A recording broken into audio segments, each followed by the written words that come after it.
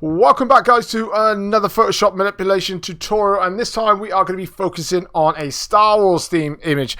As you can see with this one, we're going to be mainly focusing on General Grievous. This is obviously from Revenge of the Sith. Now, for this one, I am really happy with. I absolutely love Star Wars, massive Star Wars fan as it is. And when I was actually putting this image together, I was playing around with a few different ideas and whatnot. So I had to change a few things along the way, but the final outcome, I'm really happy with. So I'm just going to take you through the processes. All these kind of images can be found online, very simply to do. So you guys can go off and create your own similar kind of image as well.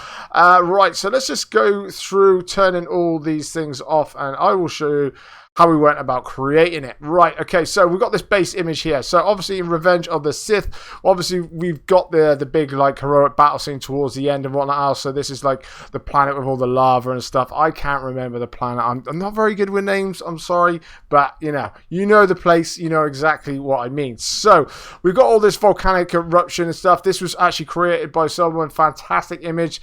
And after I actually got General Grievous, the actual image itself, so I got this, basically this one, and that's just like a normal kind of like a background to it, and I took him out, but I wanted something a little bit different. So I played around a few little different ideas, and this one definitely was the best one for the kind of effect that I actually wanted. So this one just basically standard. I haven't changed anything whatsoever to it. Right, so let's go start off with General Grievous. Right, okay, so first of all, when I actually found this image here, so I've cut him out.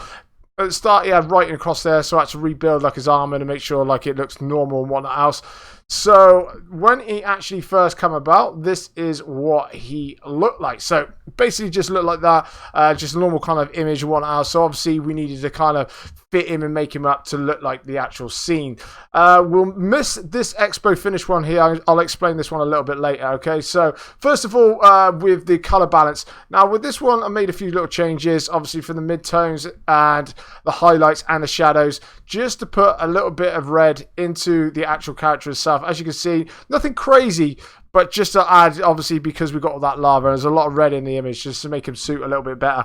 Right, now for the exposure, one thing I wanted to do was make him a little bit more dramatic. Obviously, because he's just really, like, he looks good, but it's just really like, kind of like a real bland kind of look for me. So I wanted to make him look a little bit more menacing. I want to give it a little bit more depth and whatnot else. So for this one, I actually dropped like the exposure right the way down, and I just started playing around with a few little ideas, started just drawing into these kind of areas here, trying to give it shadows. I wanted to make sure that we still had some detail in the actual image itself as well.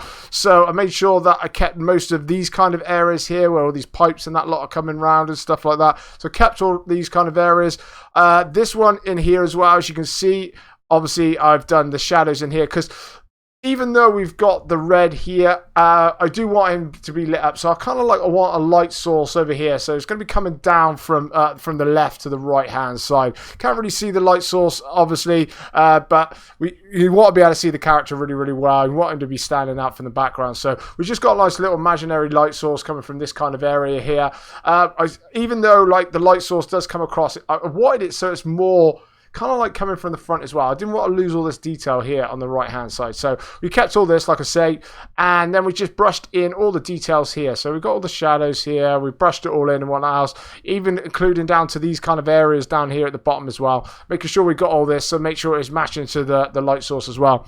Once that was actually done as well, I just played around. I felt like he was a little bit too bright, so just dropped the exposure down for the whole character in itself as well. So we got like this base here, right? So now I was quite happy with the way that he looked. He kind of like matched the background, the way that I wanted to. But for this image to work, the way I wanted to do is I wanted to have some nice glowing edges to it and stuff like that to really make it dramatic as well. So this is where we have it here. So basically for the actual glowing edges, basically using saturation, basically I colorize it, and then I just play around with some different colors, trying to match. So we've got to match these kind of like bright areas down here where we've got this proper fire and we've got the yellow and the light orange. Kind of want to match that to the best ability that we can. So he kind of like matches in with all those bright aspects. Now for me personally, there are a lot of artists that personally like to use the glowing edges and make them really strong, really bright throughout and stuff. I don't like to make it a little bit over the top. So basically, as you can see, so we've got this bottom area here down to the bottom where the lava is. So we've got the more bright areas here. And that is even included to this area here. So we made sure that we've got all the details on the black, on the pipeline is there as well. And that's including also down into these little pipe areas here, because obviously the actual area is going to be coming from the fire, is going to be coming from there. So we're going to have some light shining up onto there as well. So make sure we captured that. Obviously this part of his helmet here is just sticking out slightly, so this is going to be coming around the front of this, so it's above it, and obviously it's going to be catching some of the light. But one thing you're going to notice is that like it's not as bright up the top here as what it is down the bottom. Now, like I say, a lot of artists like to make it a little bit more over the top. I personally like to kind of like tone it down a bit. Sometimes I don't really feel that it suits the images as well. So as you look up on top of the face, so we're looking at this eye here. Just above here, we've also added some highlights as well. As you can see, just subtle changes just to actually give it so that we feel that we've got all this light is shining onto his face. And like I say, at the top here, I don't want to make it as strong as what it is down the bottom as well. Okay, so that's just my personal taste. You can mix it up as much as you like. Basically, what we do then is just do like the edges here on. Make sure on the edges of the helmet and everything else like that. Brush it all in until you get it right. What I tend to do is put it on too much, and then I just tend to brush it away slightly and just keep messing around with it until I've got a very happy feel for the way that it actually looks. So that was him actually sorted there, so I was quite happy with that one. Next thing was also is to make these eyes pop. Now, as you can see with these eyes, they're very, very dramatic, but we need them really, really to pop. So first thing I've done was added a lot of exposure. So basically just cranked up the exposure, obviously inverted it, and then I just went in deep because I want to keep the black. As you can see, we've got the black in the eyes right there. So I want to keep the detail in the eyes as well. I don't want to just like do a quick brush over it. So went in there, done some good detail work and whatnot. So we had that sorted straight away. And then we wanted to make those eyes really, really pop as well. So we got these ones. So we got, oh, hang on, these ones should, hang on, are these not, oh, these are not on. There you go, there's me losing the plot there. Right, okay, I was wondering what was going on. Right, okay, so what I wanted to do, like I say, was to make these eyes really, really drawn out as well. So for the first one, added color dodge. So color dodge is absolutely fantastic. Really lights up this area inside, as you can see like that. Just using a brush at like 100% and that lot, and just pumping it in there. One thing I will say is I just dropped like the actual brush, so it's more of an angle, like as you can see up in the top here, like that, just so that's suited into like the shape of the eyes a lot better. So we've lit up the eyes. That was with the color dodge there. And then we went on to do these other two layers. So we've got soft light and just want to add a bit of normal light. So we've got the, actually one second. So what we'll do is we'll do the soft light there. As you can see, just around there, just to give it a little bit more pop. But then also we want the actual color to be coming down towards, the outside of the actual eyes itself there. Eye socket, shall I say. And there, we just done that. And then what I've done then was add just a little bit of blend if as well, just to just drop it into, get rid of it out the dark shades as well, just to make it suit a little bit better. So that is the way that we went about actually creating a General Grievous. And like I say, I played around with a few different things and stuff like that, brushing it, painting it together and stuff like that. It took a little bit of time, but just to try and get it to exactly how I wanted it to look. So next thing up as well, what we'll talk about is the TIE Fighter. This is actually from Revenge of the Sith as well. So what I did was actually, when I was planning this image, is to actually go and make sure that I chose the right vehicles for the right image. Now, you don't really have to go into that much depth if you don't want to, but I really wanted to make sure that the image really tied together. So make sure you use the right TIE Fighters and the right vehicles for this particular image. So we've got this TIE Fighter here, and exactly the same kind of process as we did with General Grievous as well. So this is the actual base image after we cut him out, put him into there. Added the color balance. So as you can see now, we've got those nice reds in the shadows and the highlights and that, just to try and really match into this background.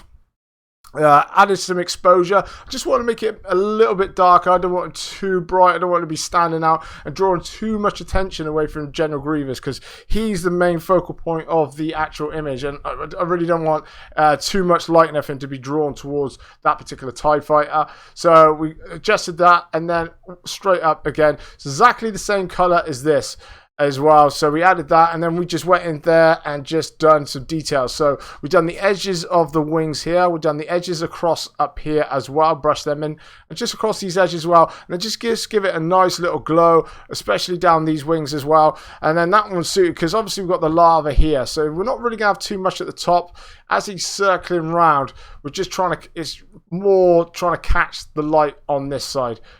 Which is what I was actually going to be focusing on. So I made that short actually look quite nice, and I was really happy with the way that one turned out. So that one was pretty much straightforward as well. So let's go for the TIE Fighter, and then we have the ARC-170 Starfighter. Now, for this one in particular, what I wanted to do, my first idea, was to actually get him to be trying to shoot down the TIE Fighter. Now, I did have some actual laser beams and everything else like that firing at the TIE Fighter. I just didn't feel that it suited the picture, and I really felt that it was drawing so much attention away from him as well. So I just didn't really feel that it's suited for this particular picture. But if you create something similar, you can go about doing that if you so wish. So basically we have this one here. Then what we got is basically, let's just turn all these off, shall we? Right, so this is the actual base image that we actually got once I cut him out. Color balance, then we just to change a few little things over. And then I just messed around with some exposure. Like I said, I wanted to obviously make sure that he was nice and dark to suit into the image really well. And then we just done basically the same thing. Once again, we've gone in there with a fine brush, just made sure that we're doing all these all the edges all the way along, and that lot, just, you know, catching the bottom of these, catching the front of the nose, mainly of the actual plane itself, and that lot. Nothing to do with the top or nothing, obviously, because the light's just going to hit the bottom there. And we just, you know, like I say, nothing too crazy. I don't like go too over the top with the color edges. But with the glowing edges, it really is up to you whether or not you want to go a little bit more dramatic, and everybody's completely different on that side of things. Right, so now coming up to the most important part. Okay, so let's put this one away here. Now, obviously, this doesn't look anything like this. Now, I love camera raw. This is where, like, I really try and bring the photos to life and make some changes. Now, what I was talking about before with General Grievous as well was this one particularly here. Now, when I started making some changes into the camera raw, no matter how much I changed things or use black to try and take stuff away, it just didn't look quite right. It made him pop a little bit too much, and I really didn't like it at all. So what I did was come back and darkened him off like that. So he was nice, so he was darker like that. And I knew that once I went into camera raw, it was going to change it up to make it a little bit different. So, like I say, this can be up to you. You can make General Grievous a lot more darker and make his eyes really drawn out if you wanted to. But I wanted him to have a lot more detail. So this is how he actually turned out. So I like bright colors personally for me. So I like things to really pop a lot of the time. I do like to do the darker image and stuff, but I do like to have some colours popping. And because we've got all this lava and stuff, I felt that it was just like the best way to go for me personally. Right, so let's just go into the camera raw settings. Okay. Right, so basic. So basically what I did first of all was bump the colour up. As you can see, as soon as I bumped that straight up, you can see like the dramatic changes it had straight away. But once I'd done this, it brought General Grievous up quite a lot, you see. Now, you could darken him off if it's your personal preference, and that you can make, obviously, the shadows a bit more darker for him, or the exposure, shall I say, and change that a little bit. That's down to personal preference, but I quite liked it there. I was quite happy with that one. So I pushed up the exposure a little bit of contrast. Highlights, obviously, as you can see, with the bright areas on General Grievous, obviously, into the background, onto the TIE Fighter, the other ship and that lot as well. So wanted that, but also to really bring out the shadows, just so that it brought those highlights out about. And I just played around with this. I do love quite a bit of texture into my images and stuff like that. So just basically, it's just personal preference. You just play around with some values until you personally feel a little bit better. Now, with the tone curve, once I've actually used that, see, as you can see how much of a dramatic turning that was just for that particular bracket. But once we start moving down to these, I just made some little subtle changes to how I exactly wanted it. So first of all, all I did was bring up the highlights just a little touch, blacks down just a little bit, and then I just crushed those blacks just a little bit, just to soften them off a little bit, just to give them a little bit something else.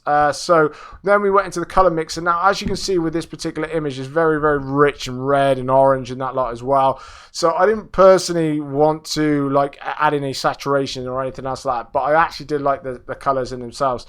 So all I did was just bring out the reds a little bit, bring out the oranges a little bit, and the yellows, just to really brighten it up. Because like I said, that's the kind of feeling that I was going for. Now, normally I do a lot of color grading, add some highlights and some shadows into the images. For this one, I was playing around with a few little ideas, and I just didn't feel that it actually suited it whatsoever. So I tended to leave that one alone.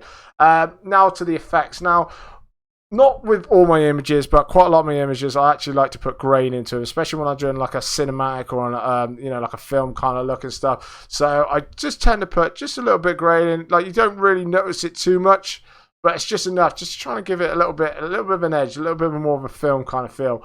And then down to the calibration as well. Now, with the calibration here, I just played around just with a few different values here, just to bring out the oranges in this particular image. So if I just turn this off, as you can see, we've got some deep reds at the moment. It's really, really too dark, it's too rich. It doesn't look real, doesn't look right at all. So we just put that in just to give it so it's more like a fiery orange kind of look. And that's what I wanted, a really, really orange kind of look. And that was basically it. So after playing around with a few values, I was quite happy with that. And like I say, General Grievous on this side, he really, really stands out. I like the brightness here. Obviously, you could make him a little bit darker so you could bring out his eyes, like I said before. But personally, this is the way that I felt the best way for this particular image. But like I said, also, you can find all these kind of images online, very, very easy to do. It only took me a matter of like half hour, 40 minutes just searching around.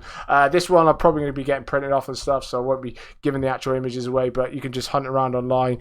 Like I said, it only takes about half hour or so. You can come up with your own kind of style like this. But I hope you found this tutorial very helpful, and kind of like the way that I go about it. I hope it gives you some inspiration moving forward on other things that you would actually like to create.